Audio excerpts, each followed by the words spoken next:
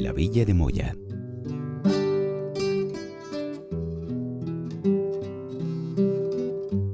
Los primeros vestigios de ocupación del cerro amesetado que sustenta Moya son de la Edad del Bronce y de la del Hierro, y las fuentes escritas apuntan a una fase islámica. En 1183 se produjo el primer esfuerzo cristiano por repoblarla. En 1210, el rey Alfonso VIII de Castilla dotó a Moya de fuero.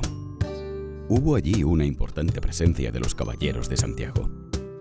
Fue puerto seco desde 1351 y sirvió de aduana estratégica entre los reinos medievales de Castilla, Aragón y Valencia, lo que posibilitó su desarrollo económico y urbano.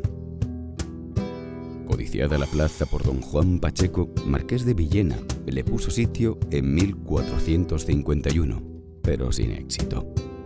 Don Andrés de Cabrera fue confirmado en 1475 como señor de Moya, y sus tierras ascendieron al rango de marquesado en 1480. A partir del siglo XVI continuó el auge moyano, fundándose el convento de las Concepcionistas y produciéndose obras en las diversas iglesias. Siguió vivo Moya hasta que se abandonó definitivamente en los años 50 del siglo XX.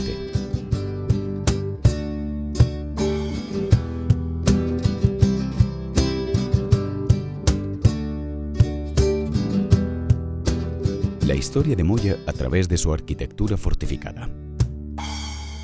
La Villa de Moya está constituida por varios recintos de fortificaciones que se fueron añadiendo paulatinamente.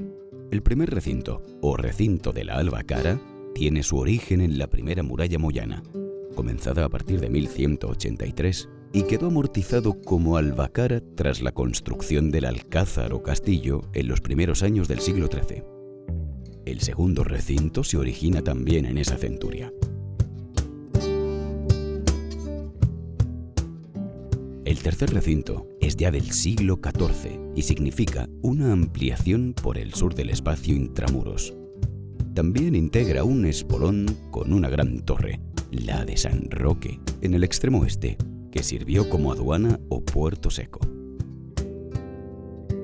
El cuarto recinto es una ampliación del extremo oeste y el quinto recinto de Moya es una prolongación del brazo del puerto seco, que sirvió como coracha para proteger un manantial, también reforzado con una torre.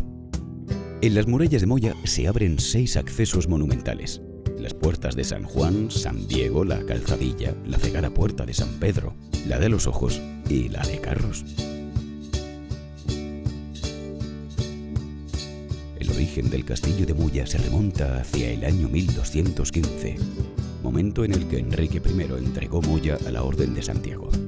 Los caballeros santiaguistas construyeron una primera fortaleza para generar una albacara, aprovechando parte de la muralla del siglo XII, y así acantonar y dar cobijo a una gran hueste. A finales del siglo XV, el primer marqués de Moya, don Andrés de Cabrera, promovió la construcción de la Torre del Homenaje y las barreras artilleras en el castillo. En la primera era donde el alcaide de la fortaleza rendía pleitesía al señor de la misma, pero también suponía una unidad independiente del resto del castillo para aislarse en su interior en caso de crisis extrema. Al cuerpo superior de esta torre se accedía mediante un puente levadizo de contrapeso. También se conservan en su interior lujosos espacios dotados de cortejadores, molduras y chimeneas. Tuvo por lo menos una altura más, que fue desmontada en época de las guerras carlistas.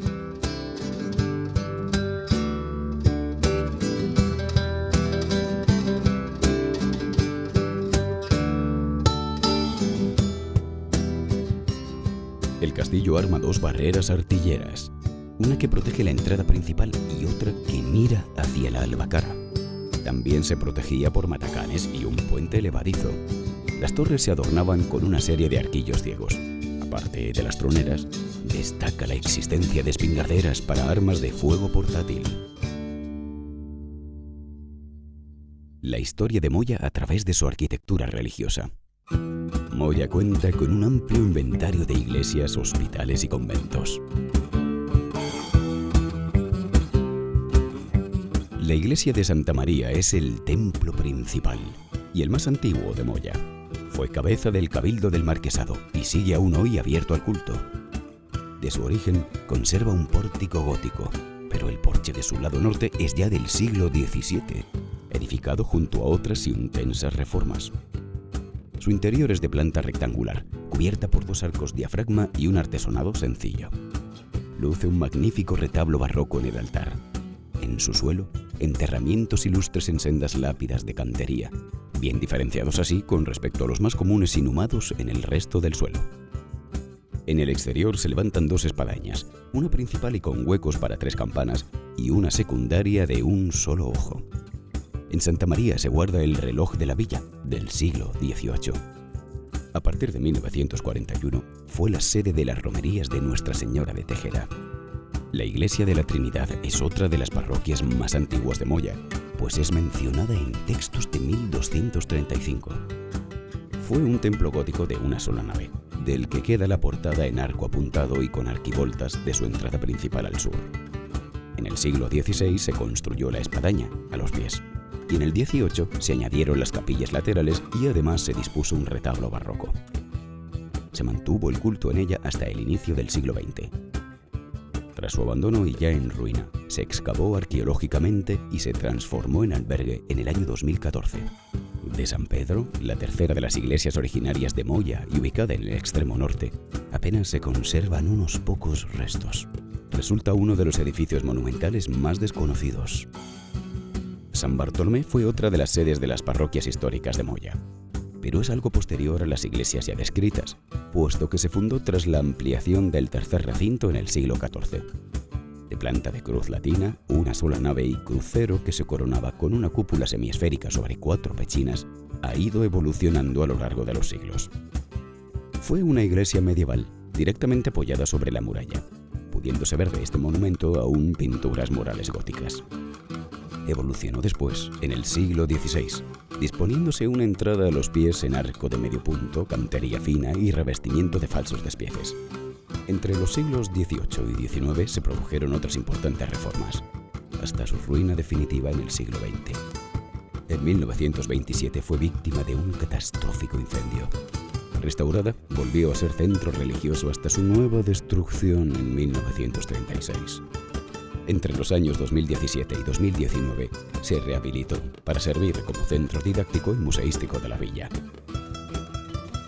La iglesia de San Miguel, circunscrita del mismo modo en el segundo recinto, inició su existencia no antes del siglo XIV.